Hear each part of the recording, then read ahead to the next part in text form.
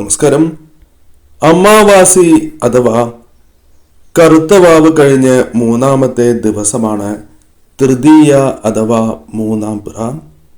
ഈ ദിവസം രാത്രിയിൽ ചന്ദ്രനെ കാണുന്നത് വലിയ നേട്ടങ്ങൾക്ക് തന്നെ അത് കാരണമായി തീരും എന്നാണ് പറയുക. എത്ര തന്നെ നിങ്ങൾ ആഗ്രഹിച്ചാലും ഈ ദിവസം ചന്ദ്രനെ കാണുക എന്നത് ഭാഗ്യം തന്നെയാണ്. സാക്ഷാൽ ശിവകടാക്ഷം അഥവാ പരമശിവന്റെ അനുഗ്രഹം സിദ്ധിച്ചാൽ മാത്രമാണ് ഈ ദിവസം നിങ്ങൾക്ക് ചന്ദ്രനെ ദർശിക്കുവാൻ സാധിക്കൂ എന്നാണ് വിശ്വാസം. പരമേശ്വരൻ തലയിൽ ചൂടിയിരിക്കുന്നത് മൂന്നാം പിറ ചന്ദ്രനെയാണ്. തൃതീയ ദിവസം ചന്ദ്രനെ കാണാൻ സാധിച്ചാൽ അത് ഭഗവത് കടാക്ഷമായി തന്നെ കണക്കാക്കുവാൻ സാധിക്കുന്നതുമാണ്. കൈകൾ കൂപ്പി ഭഗവാനോട് ആ നേരം അപേക്ഷിക്കുന്നതായ കാര്യങ്ങൾ ഭഗവാൻ അനുഗ്രഹിച്ചു തരും എന്നും വിശ്വസിക്കപ്പെടുന്നതാകുന്നു. ഒപ്പം ഭഗവാനോട് നിങ്ങൾക്ക് നന്ദി പറയുകയുമാകാം. ഈ ദിവസം ചന്ദ്രനെ കാണുകയാണ് എങ്കിൽ സാമ്പത്തിക നേട്ടവും ഐശ്വര്യവും ലഭിക്കുന്നതിനോടൊപ്പം പൂർവജന്മ കർമ്മഫലമായുള്ള പാപങ്ങളിൽ നിന്ന് പോലും മോചനം ലഭിക്കും എന്നാണ് പറയുക. തുടർച്ചയായി ഇത് കാണുക എന്നത് മഹാഭാഗ്യമായി തന്നെ കാണുന്നു.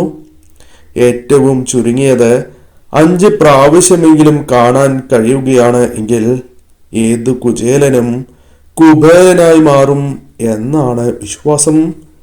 ചന്ദ്രനെ കാണുന്നതായ സമയം ഓം നമഃശിവായ, ഓം ചന്ദ്രശേഖരായ നമ, ഓം ശശിധരായ നമ, ഓം ചന്ദ്രകലാധരായ നമ എന്ന് പ്രാർത്ഥിക്കുന്നതും അഥവാ ജപിക്കുന്നതും ഏറ്റവും ഉത്തമം തന്നെയാകുന്നു. ഈ ദിവസത്തെ ചന്ദ്രദർശനം ശിവകടാക്ഷമായി തീർന്നു എന്നാണ് പറയുക.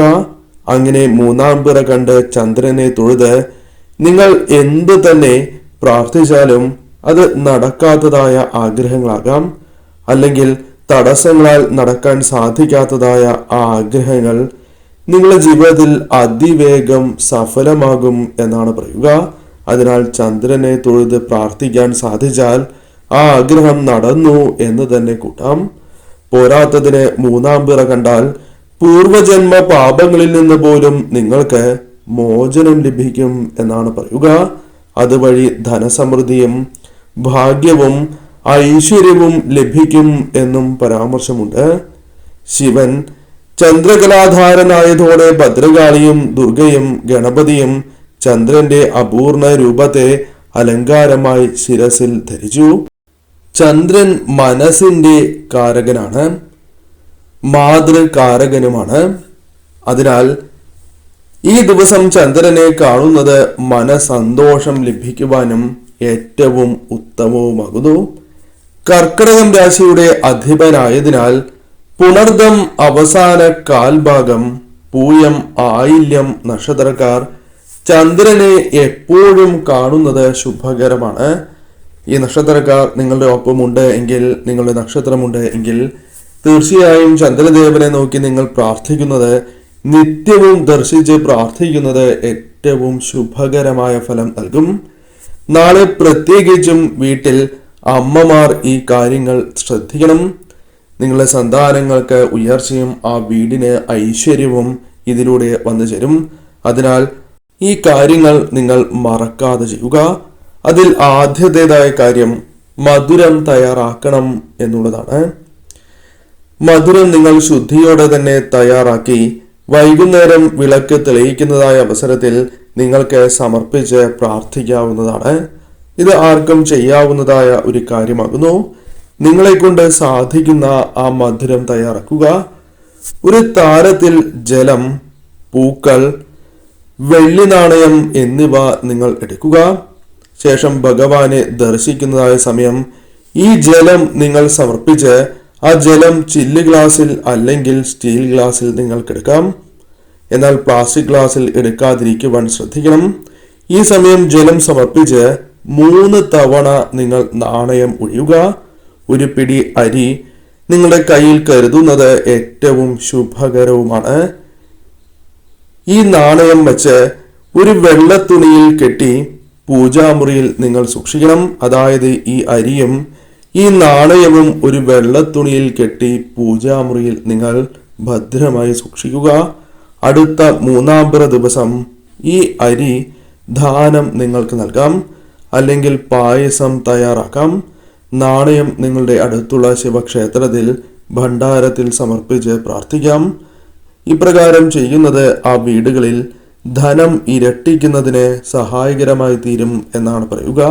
സാമ്പത്തിക പ്രയാസങ്ങളാൽ ബുദ്ധിമുട്ടുകൾ അനുഭവിക്കുന്നവർക്കും ഇപ്രകാരം ചെയ്യുന്നത് വളരെ അനുകൂലമായ കാര്യങ്ങൾ ജീവിതത്തിലേക്ക് കടന്നു വരാൻ സഹായകരം തന്നെയാകുന്നു. എന്നാൽ ഈ കാര്യം നിങ്ങൾ ചെയ്യുന്നത് പുറത്തറിയാതിരിക്കുവാൻ പ്രത്യേകം ശ്രദ്ധിക്കണം. സുഹൃത്തുക്കളോടോ അല്ലെങ്കിൽ അയൽക്കാരോടോ ഈ കാര്യങ്ങൾ പറഞ്ഞ് നിങ്ങൾ ചെയ്യുകയാണ് എങ്കിൽ നിങ്ങൾ വിചാരിച്ച ഫലം ലഭിക്കണം എന്നില്ല. അതിനാൽ പറയാതെ ചെയ്യുക എന്നതാണ് ചെയ്യേണ്ടത്. സ്ത്രീകൾ പ്രത്യേകിച്ചും ഇങ്ങനെ ചെയ്യുന്നത് ഉത്തമം തന്നെയാണ്. പടിഞ്ഞാറ് ദിശയിലേക്ക് തിരിഞ്ഞു നിന്ന് ദർശനം നടത്തുന്നത് ഏറ്റവും ശുഭകരവുമാണ്.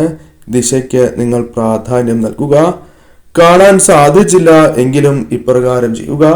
ഭഗവാനെ മനസ്സിൽ സ്മരിച്ചുകൊണ്ട് തന്നെ ഇപ്രകാരം നിങ്ങൾ ചെയ്ത് പൂജാമുറിയിൽ നിങ്ങൾക്ക് സൂക്ഷിക്കാവുന്നതാണ്. എന്നാൽ കണ്ടുകൊണ്ട് ചെയ്യുകയാണ് എങ്കിൽ പെട്ടെന്ന് ഫലസിദ്ധി ലഭിക്കും എന്നാണ് പറയുക. സമയത്തിന് പ്രാധാന്യമുണ്ട്. നാളെ എപ്പോഴാണ് ചന്ദ്രദർശനം നടത്തേണ്ടത് എന്ന കാര്യം പ്രത്യേകം ഓർക്കണം. സന്ധ്യാസമയത്ത്, അതായത് 6:45 മുതൽ രാത്രി 8 മണി വരെയുള്ള സമയത്ത് നിങ്ങൾക്ക് ചന്ദ്രദർശനം നടത്തി ഈ കാര്യങ്ങൾ ചെയ്യാവുന്നതാണ്. അതിനാൽ സമയത്തിന് എപ്പോഴും പ്രാധാന്യം നൽകണം. നാളെ കുളിച്ച് ശുദ്ധിയോടെ തന്നെയാണ് ഈ കാര്യങ്ങൾ ചെയ്യേണ്ടത് എന്ന കാര്യവും പ്രത്യേകം ഓർക്കണം. മാസമുറയുള്ളവരും കൂടാതെ പുലവാലായ്മ ഉള്ള വ്യക്തികളും ഈ കാര്യങ്ങൾ ചെയ്യുവാൻ പാടുള്ളതല്ല. കുളിച്ച് ശുദ്ധിയോടെ മാത്രമേ ഈ കാര്യം ചെയ്യുവാൻ പാടൂ എന്നതാണ് വാസ്തവം. ഈ പ്രാവശ്യത്തെ 3-ാം പിറ വരുന്നത് മെയ് 29 വ്യാഴാഴ്ചയാണ്. ദിവസം മറക്കാതിരിക്കുക. മെയ് 29 വ്യാഴാഴ്ച സന്ധ്യയ്ക്കാണ് ഈ കാര്യങ്ങൾ നിങ്ങൾ വീടുകളിൽ ചെയ്യേണ്ടത്. ഏവരും ഭഗവാനെ മനസ്സിൽ ധ്യാനിച്ചുകൊണ്ട് തന്നെ ഈ കാര്യങ്ങൾ ചെയ്യുക. അന്നേ ദിവസം അതിരാവിലെ ശിവക്ഷേത്രത്തിൽ ദർശനം നടത്തുവാൻ സാധിക്കുന്നതും സന്ധ്യയ്ക്ക് ശിവക്ഷേത്ര ദർശനം നടത്തുന്നതും വിശേഷം തന്നെയാകുന്നു. തീർച്ചയായും അത് നിങ്ങൾക്ക് ഫലങ്ങൾ ഇരട്ടിക്കുന്നതിന് സഹായകരമായി തീരും. കുടുംബാംഗങ്ങൾ ഒത്തൊരുമിച്ച് പോകുവാൻ സാധിക്കുന്നു എങ്കിൽ വിശേഷമാണ്. അല്ലെങ്കിൽ ആ കുടുംബത്തിലെ ഒരംഗമെങ്കിലും ഇന്നേ ദിവസം ശിവക്ഷേത്രത്തിൽ എത്തുവാൻ പ്രത്യേകം ശ്രദ്ധിക്കുക.